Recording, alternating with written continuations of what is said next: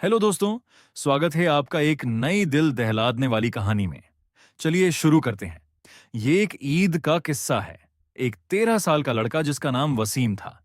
ईद से कुछ हफ्ते पहले ही उसने अपने अम्मी अब्बू को एक कार एक्सीडेंट में खो दिया। ये उसकी पहली ईद थी जिसमें उसके अम्मी अब्बू उसके साथ नहीं थे। वसीम को दुखी और परेशान देखकर उसके मामा उससे अपने साथ अपने घर ले आए थे। ईद का दिन था और वसीम बहुत उदास था, क्योंकि उसके अम्मी अब्बू उसके साथ नहीं थे और उससे ईदी देने वाला कोई नहीं था। उसके मामा और उनके बेटे उसका मूड ठीक करने की काफी कोशिश कर रहे थे, लेकिन कोई फायदा नहीं हो रहा था। तो मामू जान ने कहा अपने बेटों से कि इसे लेके जाओ, थोड़ा घुमाकर मूवी वगैरह दिखा के आओ, शायद इससे थोड़ा अच्छा लगे। और अपने पापा की बात मानते हुए वो सब वसीम को लेकर मूवी देखने चल दिए। उनके पास दो बाइक थी, एक बाइक पर वसीम बैठा है और दूसरी बाइक पर उसके मामा के दोनों लड़के।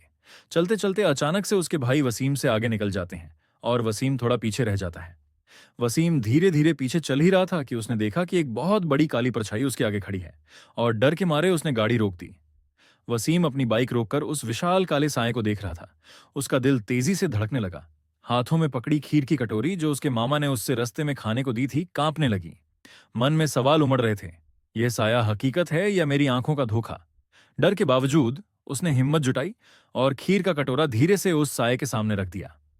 ठंडी हवा का झोंका आया और उसके कानों में किसी के धीमे धीमे फुसफुसाने की आवाज सुनाई दी, मानो कोई उसे देख रहा हो, पर वह कुछ समझ नहीं पा रहा था।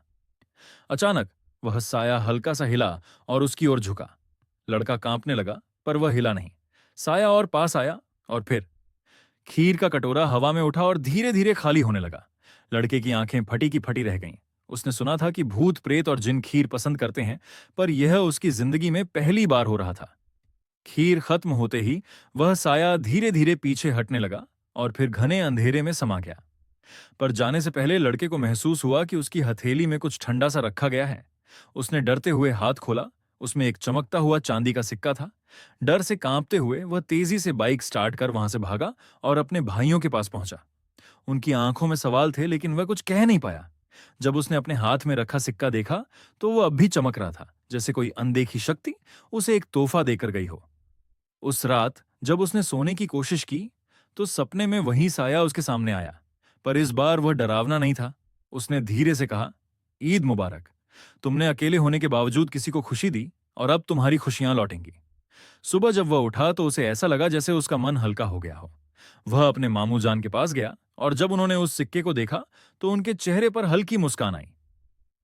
यह तो बरकत का निशान है, उन्होंने कहा। शायद अल्लाह ने तुम्हें कुछ खास देने के लिए भेजा है। उस दिन के बाद उसकी जिंदगी धीरे धीरे बदलने लगी।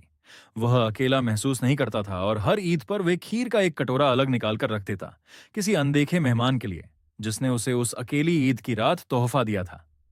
अगर आपको ये कहानी अच्छी लगी हो तो वीडियो को लाइक करना ना भूलें और इसे ही अच्छी और मजेदार वीडियोज़ के लिए चैनल को सब्सक्राइब करें।